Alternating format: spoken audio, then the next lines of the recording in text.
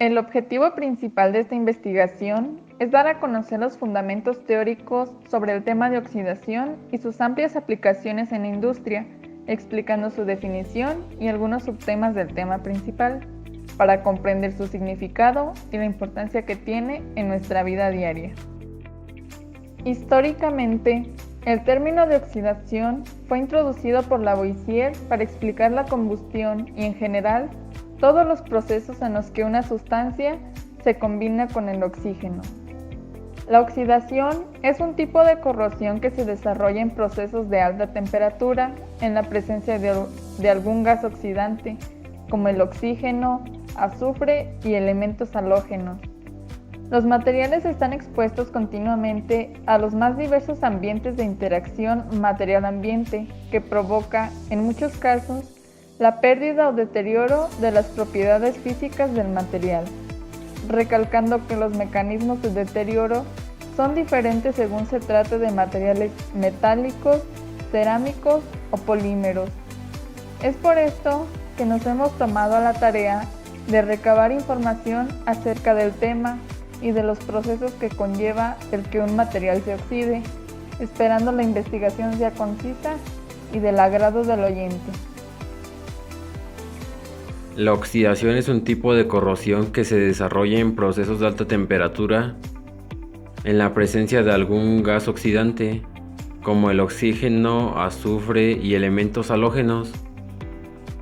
Las reacciones relacionadas son meramente químicas al no existir un electrolito de por medio, por lo que también se conoce como corrosión seca.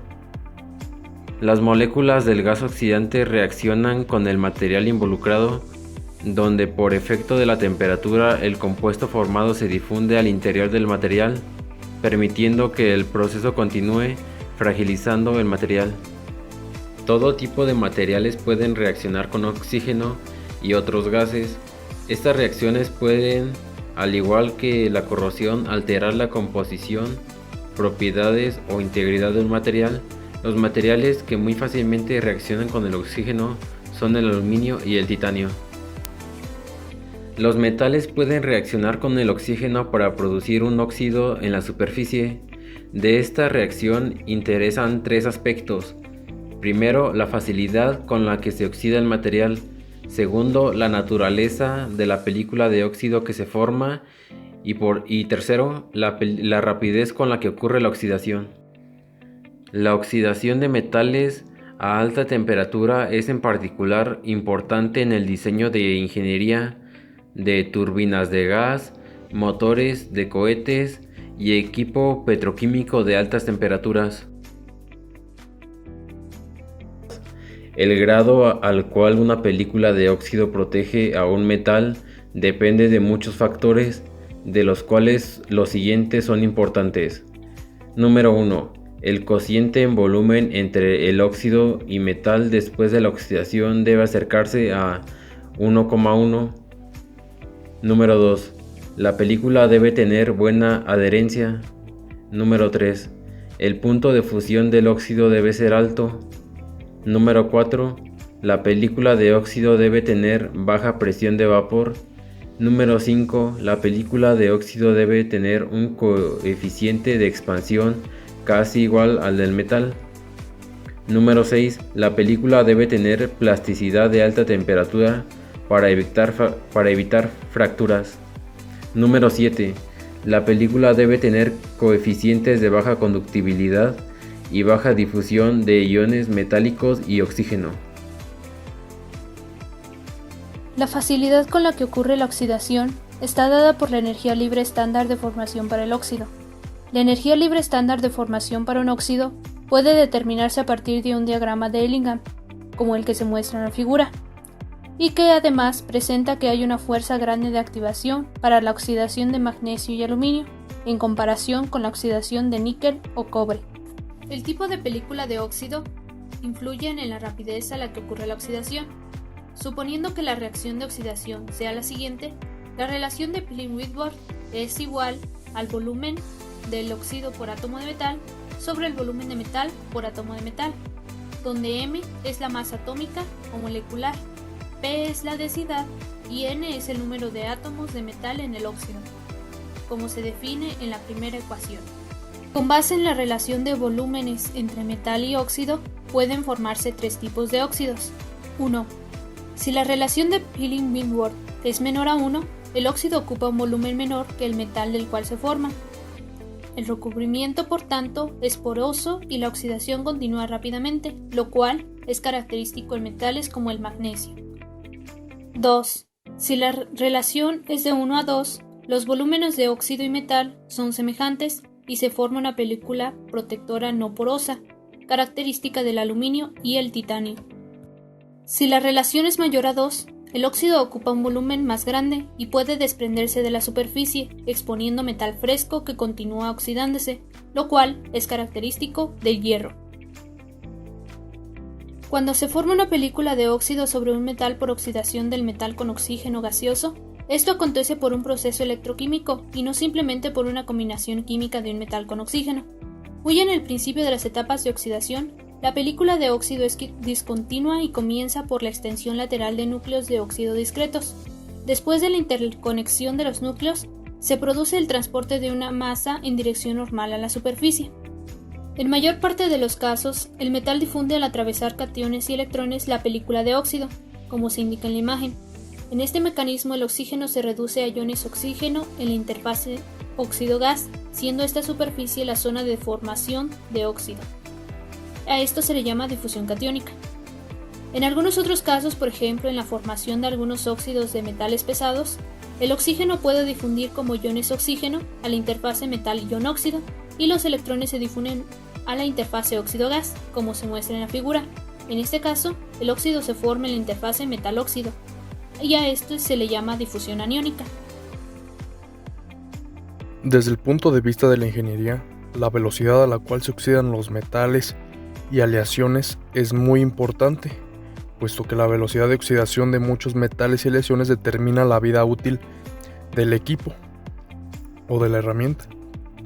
La velocidad de oxidación de metales y aleaciones suele medirse y expresarse como el peso ganado por unidad de área. Algunos metales que exhiben comportamiento de velocidad lineal tienden a oxidarse catastróficamente a altas temperaturas debido a rápidas reacciones exotérmicas en sus superficies. Por tanto, en su superficie ocurre una reacción en cadena que causa que aumente la temperatura y la velocidad de la reacción. Metales como el molibdeno, el tungsteno y vanadio que tienen óxidos volátiles es posible que se oxiden de manera catastrófica.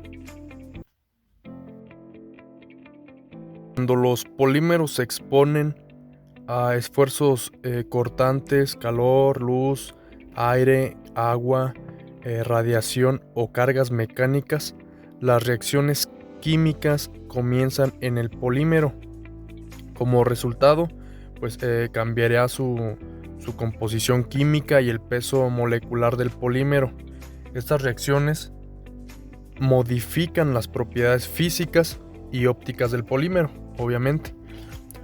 Una vez que comienza la termooxidación, se produce una reacción en cadena que acelera la degradación a menos que se utilicen estabilizadores de polímeros para interrumpir este ciclo de oxidación.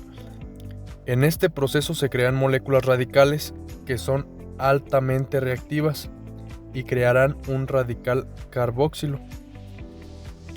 Este radical reaccionará con otra cadena polimérica virgen para crear un ácido carboxílico y un nuevo radical polimérico.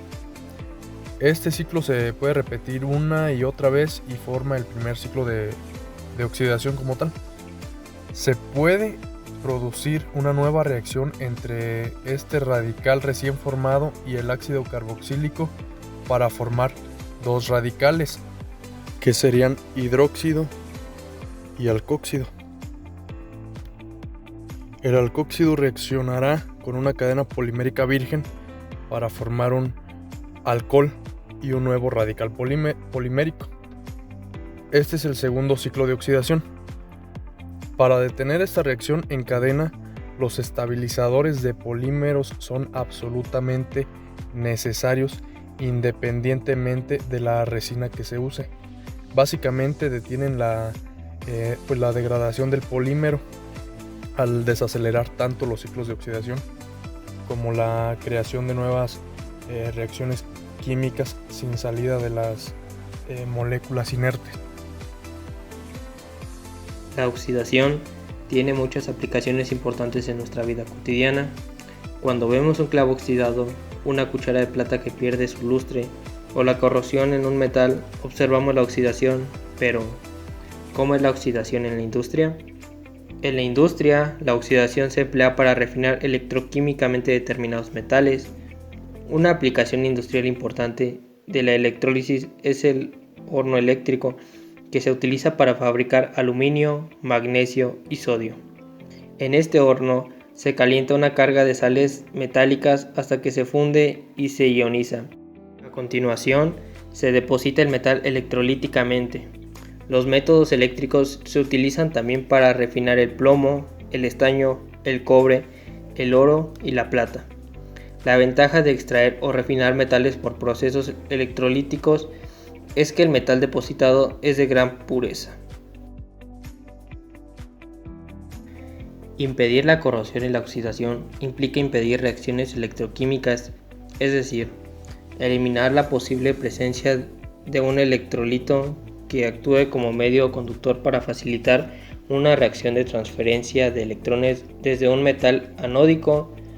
Así, las soluciones podrían ser protección por recubrimiento, es decir, crear una capa o barrera que aísle un metal del entorno. Dentro de este tipo de protección podemos encontrar recubrimientos no metálicos, siendo los más comunes en las pinturas y barnices, plásticos, esmaltes y cerámicos. Asimismo, encontramos recubrimientos metálicos. Inmersión. Se cubre el metal en un baño de metal fundido. El metal, al solidificar, forma una fina capa protectora. Los metales más empleados son estaño. La técnica se llama estañado. Aluminio. La técnica se llama aluminización. Plomo. La técnica se llama plombeado para recubrir cables y tuberías. Zinc. La técnica se llama galvanizado para vigas, vallas, tornillos y otros objetos de acero. Electrodeposición. En este caso se hace pasar corriente eléctrica entre dos metales diferentes que están inmersos en un líquido conductor que hace de electrolito. Uno de los metales será aquel que hará de ánodo, el cual se oxidará y sacrificará. El otro metal, el que se desea proteger, hará de cátodo y ambos estarán inmersos en el electrolito que estarán en una cuba. Cuando pasa la corriente eléctrica sobre el metal catódico se crea una fina capa protectora hecha del material procedente del metal anódico, pues la pila obliga a ceder electrones al ánodo que alcanzarán al cátodo. Cuando el metal que hace de cátodo y se desea proteger es acero y el otro que va a protegerlo es zinc, el proceso se llama galvanizado. Protección por capa química. Se provoca la reacción de las piezas con un agente químico conforme a compuestos en su superficie que darán lugar a una capa protectora. Por ejemplo, como lo es el cromatizado, se aplica una solución de ácido crómico sobre el metal a proteger. De ahí se forma una capa de óxido de cromo que impide su corrosión. Fosfatación. Se aplica una solución de ácido fosfórico y fosfato sobre el metal.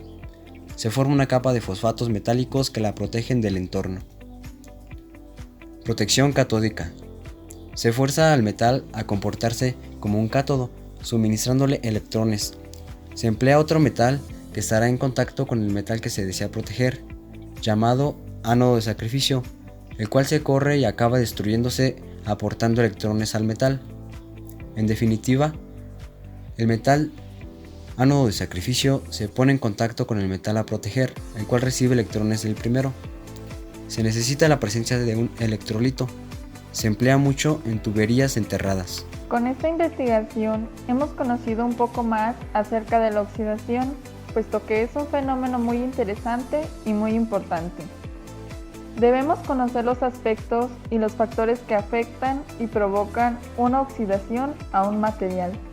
así como conocer ese grado que tiene en cada material, ya que en la industria el uso de los materiales es indispensable para crear, por lo que debemos tomar en cuenta los materiales correctos y conocer, en este caso, formas de evitar la oxidación.